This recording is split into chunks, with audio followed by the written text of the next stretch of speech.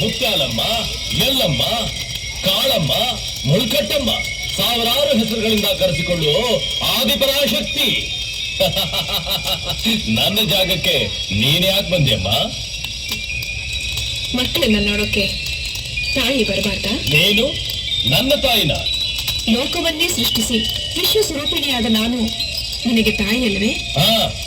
ದೇವತೆಗಳಿಗೆ ಮಾತ್ರ ಅಮೃತ ಕುಡಿಸಿ ಅಸುರರಿಗೆ ಮೋಸ ಮಾಡಲಿಲ್ವಾ? ನೀವು ಅಮರರಾಗಿರಬೇಕು, ಅಮೃತ ಕುಡಿದ ದೇವತೆಗಳು ಚಿರಂಜೀವಿಗಳಾಗಿರಬೇಕು. ನಿಮ್ಮ ಮಕ್ಕಳಾದ ನಾವು ಅಲ್ಪಾಯುಷರಾಗಿ ಸಾಯಬೇಕಾ? ಅದು ನನಗಿಷ್ಟವಿಲ್ಲ. ಅದಕ್ಕೆ ನನ್ನ ತಾಯಿಗೆ ಮರುಜನ್ಮ ಕೊಟ್ಟು ಅವಳಿಂದ ಸಂಜೀವಿನಿ ಮಂತ್ರ ತಿಳಿದುಕೊಂಡು ನಾನು ಚಿರಂಜೀವಿಯಾಗಿ ಬದುಕಬೇಕೆಂದು ಆಸೆ ಪಟ್ಟೆ. ತಪ್ಪ? ಇದು ಆಸೆಯಲ್ಲ, ದುರಾಸೆ. ಪ್ರಕೃತಿಯ ನಿಯಮವನ್ನು ಮೀರಲು ಮಾಡುತ್ತಿರುವ ಕುತಂತ್ರ. ಕಾಲಭುಜಂಗ, ದುರಹಂಕಾರದ ಮಾತನಾಡಿ ದೈವಕ್ಕೆ ಅವಮಾನಿಸಬೇಡ. ನಿನ್ನ ಸ್ವಾರ್ಥಕ್ಕಾಗಿ ಎಷ್ಟೋ ಜನ ಕನ್ಯೆಯರನ್ನ ಬಲಿ ತೆಗೆದುಕೊಂಡಿರುವೆ. ಶುದ್ರ ವಿದ್ಯೆಯನ್ನು ಕಲಿತು ದ್ವೇಷಕ್ಕಾಗಿ ಇನ್ನೊಬ್ಬರನ್ನ ನೋಯಿಸುವುದು ಸರಿಯಲ್ಲ.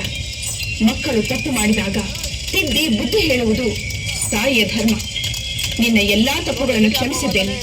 ಇನ್ನು ಮುಂದಾದರೂ ಮನುಷ್ಯನಾಗಿ ಬದುಕು. ಈ ಭಂಡಾರ ಹಚ್ಕೊಂಡು ನನಗೆ ಶರಣಾಗು.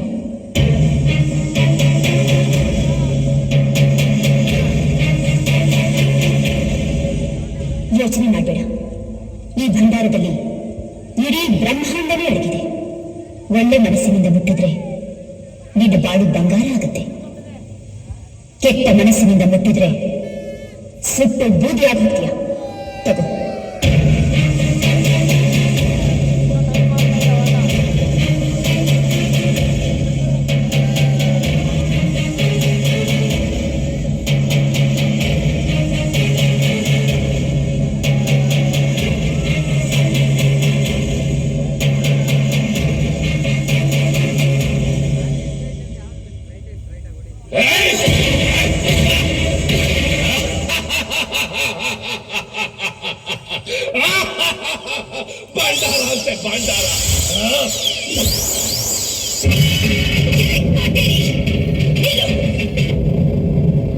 ಈ ದೇವಿಪುರಕ್ಕೆ ನೀನು ಕಾಲಿಟ್ರೆ ನನ್ನ ಕೋಪದ ಬೆಂಕಿಯಲ್ಲಿ ಬೆಂದು ಭಸ್ಮವಾಗಿ ಹೋಗ್ತೀಯ.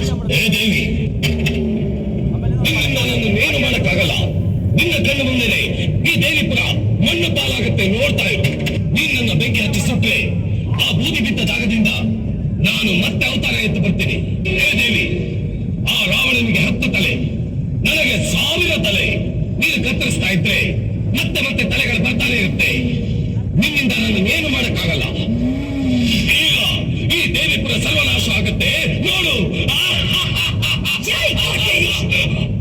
ಈ ದೇವಿಪುರ ಅಲ್ವೋ, ನನ್ನ ಅನುಮತಿ ಇಲ್ಲದೆ ಈ ಪ್ರಪಂಚದಲ್ಲಿ ಯಾವ ಶಕ್ತಿಯು ಏನು ಮಾಡೋಕ್ಕಾಗಲ್ಲ, ಏನು ಮಾಡೋಕ್ಕಾಗಲ್ಲ, ಏನು ಮಾಡೋಕ್ಕಾಗಲ್ಲ. ಸಪ್ತ ಲೋಕಗಳನ್ನೇ ನಡುಗಿಸಿದ ಮಹಿಷಾಸುರನ ರಕ್ತವನ್ನೇ ಹೀರಿದ ಚಾಮುಂಡಿನೋ ನಾನು. ದೇವಾದಿ ದೇವತೆಗಳನ್ನೇ ಎದುರಿಸಿದ ಚಂಡ ಮುಂಡರನ್ನೇ ಸಂಹರಿಸಿದ ಭದ್ರಕಾಳಿನೋ ನಾನು. ಅಸುರ ಶಕ್ತಿಯಿಂದ ಭೂಮಂಡಲದಲ್ಲೇ ಮೆರೆದ ಶುಂಭ ನಿಶುಂಭರನ್ನೇ ಭಸ್ಮ ಮಾಡಿದ ಭಗವತಿಯೋ ನಾನು.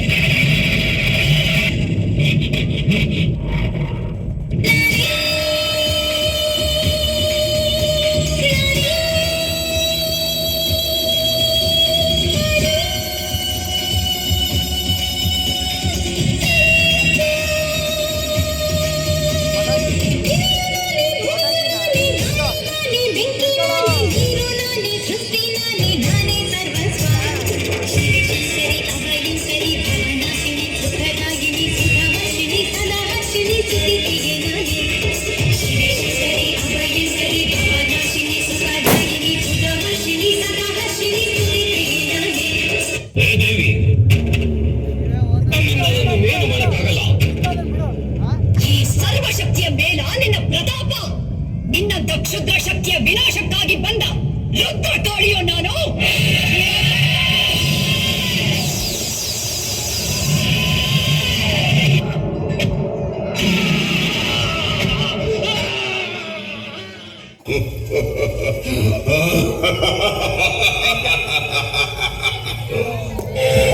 ಶಕ್ತಿ, ಆದಿಶಕ್ತಿ, ಅಪೂರ್ವ ಶಕ್ತಿ ಅಲ್ವಾ ನಿನ್ನ ಓಂ ಶಕ್ತಿ.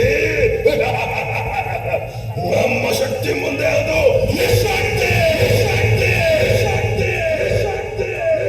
ಈಗ ನಿನಗೆ ಕೊಡ್ತೀನಿ ಮುದ್ದೆ.